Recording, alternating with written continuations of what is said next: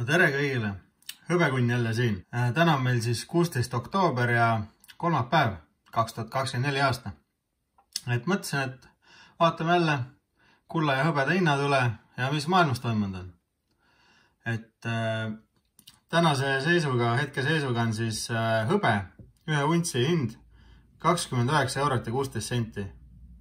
Praegu on siis kolmapäeva hommik alles, et kes teab, mis ta õhtul võib juba olla, aga 29 eurot 16 senti untsi kohta. Et siin mul on üks vana Elisabeth teise selline hõbemündike ühe untsina 2018 aasta. Draakonid. Päris vinge. Aga kuld selle eest hetkeseisuga. Mul on siin siis, mis meil siin on? 5 kuld Kronor 1886 aasta. Originaal. Et väga vinge. Et kulla hind siis ühe untsi kohta hetkel on 2460 eurot. Uskumatu. Jälle ajaloo kõrgem hind jälle. Muud kui ta läheb ja kõrgemale ja ei tea, kuna see piir võib tulla, aga no. Siin ei pea ja ennustata. Et ühesõnaga 29.16 hõbe hetkel 2460 kuld ühe untsi kohta. Nii, aga räägiks, et mis ajab neid hindu üles jälle? No esiteks, kes on kanalil uued, need ei tea, et kuld, hõbe, väärismetallid käivad siis inflatsiooniga kaasas. Et kui paberraha väärtus langeb, siis väärismetallid üldiselt tõusevad. Näiteks siis, kui Ameerika dollar langeb, siis seda nii palju juurde prinditud, siis jälle väärismetallid tõusevad. Ja teine asi on sõjad. Et kuna sõdu meil on praegu maailmas üsna palju käimas, noh, teate isegi, ma olen siin rääkinud, kes ei tea, siis noh, vaadake mu eelnevaid videosi, seal räägin kõigest põhimõtteliselt. Et täna tahtsin tuua juba uued olud, et miks praegu siis kuld jälle tõuseb nii kõvasti ja hõbe on ka tõusnud. Et üks asi on siis see, et Ameerikas Florida rannikul oli ju suur tornaado, mis hävitas jälle tohutult majapidamisi ja igasugust vara ja värke. Et selline väike katastroof oli Florida rannikul. Teiseks on see, et jutud käivad, et Hiinas on juhtumas midagi, mida pole varem juhtunud. Et selline värk, et seal nagu tuleb välja, et lähiaastatel võib-olla ei olegi enam Hiinas kõige mõistlikum neid odavaid asju toota, sest see ei ole enam nii odav. Et riigis seal inimesed juba hakkavad seal niimoodi protestima ja aktsiaturud seal mängivad ja selline, inimestel hakkab selline ebausk tekkima juba oma riigi suhtes. Ja kui riigis hakkab suur ebausk tekkima, siis tavaliselt tehakse sõdu. Kui tehakse sõda mingi teise riigi vastu, see tähendab seda, et oma rahvas peab jälle usaldama riiki täielikult. Ja nii võidab riik jälle usalduse oma rahva vastu. Ühesõnaga, praegu siis on selline asi, et nagu, kes ei tea veel, siis Hiina kogu aeg ähvardab rünnata Taiwani.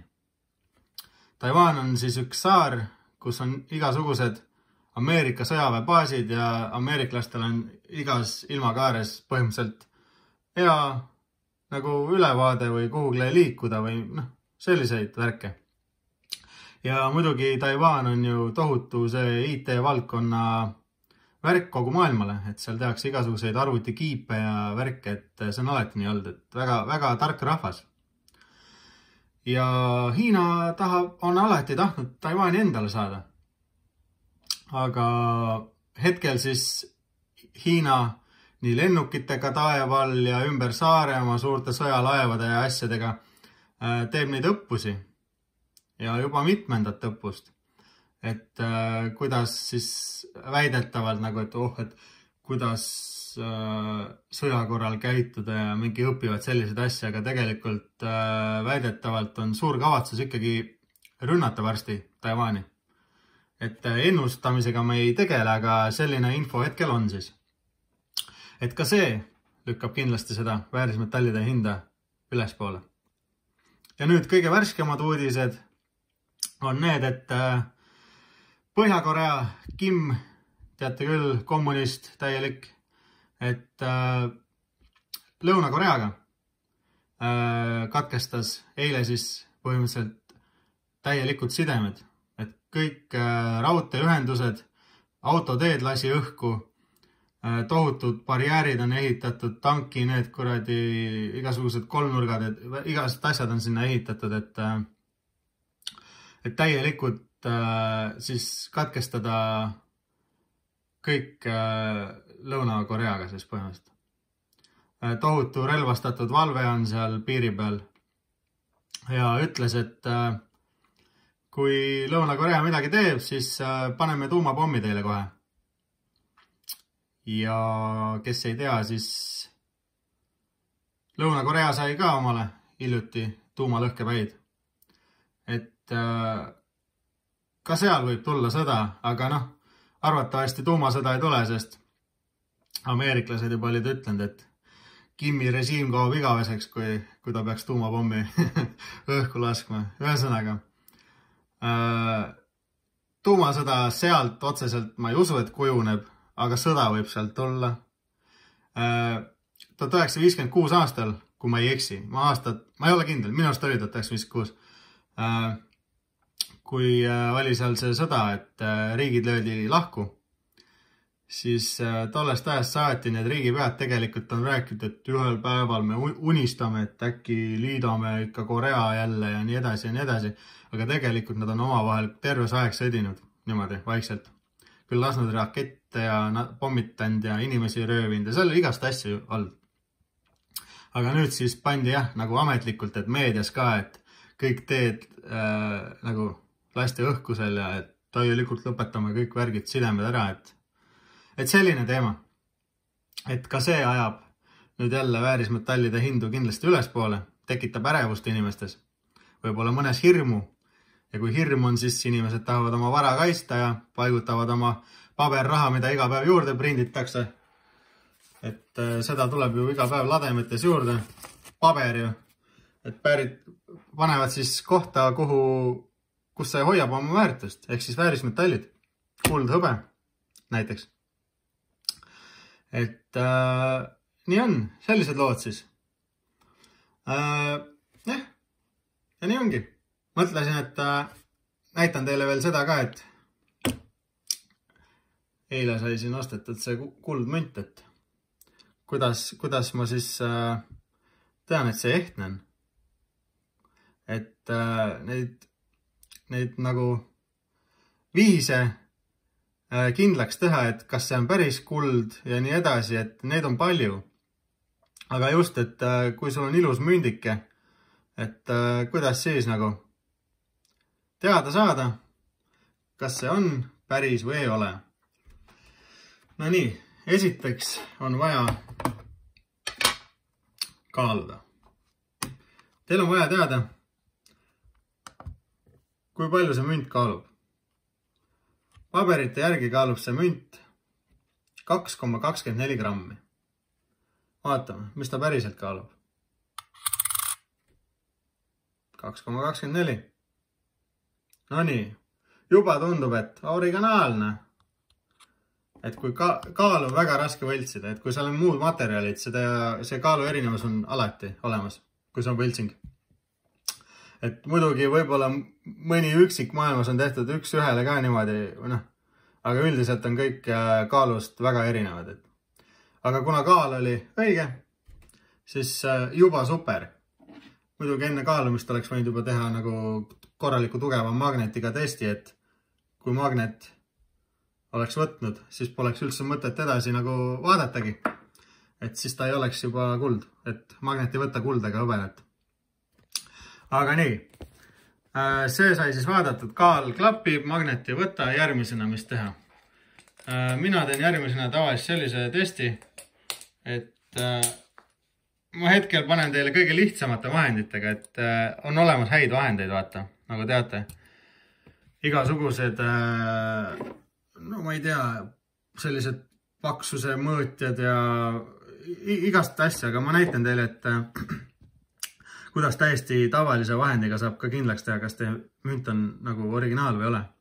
Et teil on vaja lihtsalt mõõdulinti. Ja selle mündi diameeter peaks olema siis 16 millimeetrit. Ehk siis võtame siit number 3-st näiteks, paneme ühe otsas ja number 3 juurde.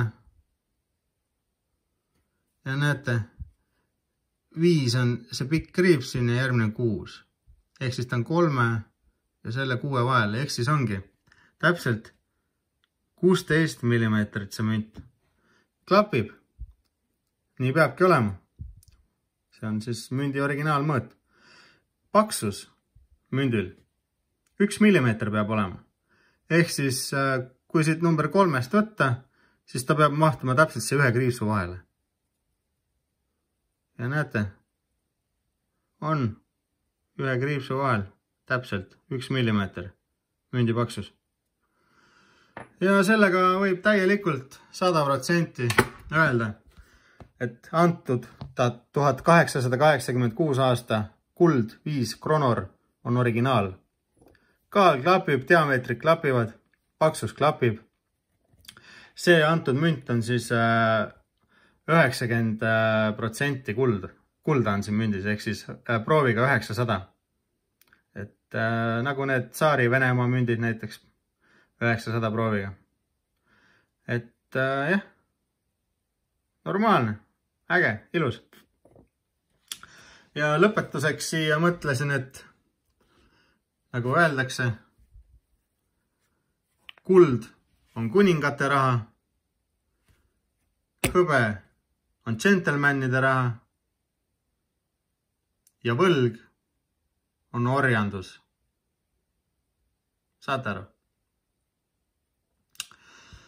Et kui vanasti kuningad ostsid maid, pidasid sõdasi kulla eest, rahvas käsitles hõbedat, müüdi, osteti oma asju. Aga orjad olid alati võlgu ja on ka tänapäeval. Ehk siis, kui teil on pangalaenud, krediitkaarti võlad, igasugused liisingud, makske ära. Makske ära, saage neist kiiresti lahti, öelge üles, tehke midagi. Ma ei tea, võtke lisatöö, et saaks kiiremini kaelast ära. Et saaksite lõpuks oma võlgadest lahti. Te ei taha eluaeg orjad olla.